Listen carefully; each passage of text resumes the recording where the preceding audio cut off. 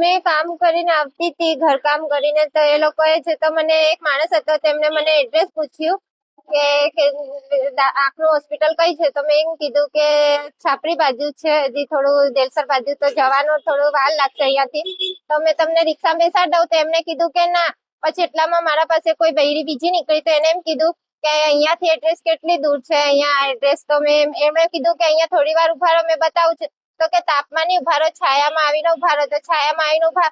તો મને એમ કીધું કે તું પેલા આગળ બીમાર થઈ હતી ને આવું બધું થયું તું તારા હંગાતે. મેં કીધું હા, મારા ઘરે તો આવું થયું તું મારા હંગાતે. તો એમણે મને એમ કીધું કે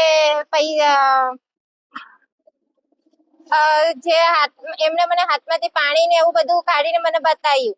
પછી મને એમ કીધું કે આ તારું બધું પહેરેલું છે, રસીકરણ કર્યું. પછી મને એવું બધું કઈ યાદ નથી. એમણે મને બધું કાઢવા કીધું, તો મેં જાતે કાઢી દીધું.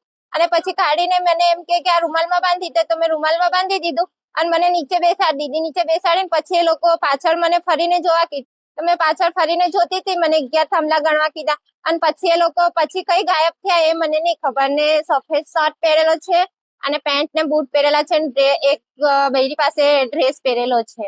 અને તમારે શું શું કાઢીને લઈ ગયા લોકો? મારે 4 વાળી છે, નાકનો કાંટો, પગના છડા છે, મંગળસૂત્ર. હા, મોબાઈલ છે, ખાવાનું પણ છે, થેલીમાં લઈને આવતી હતી.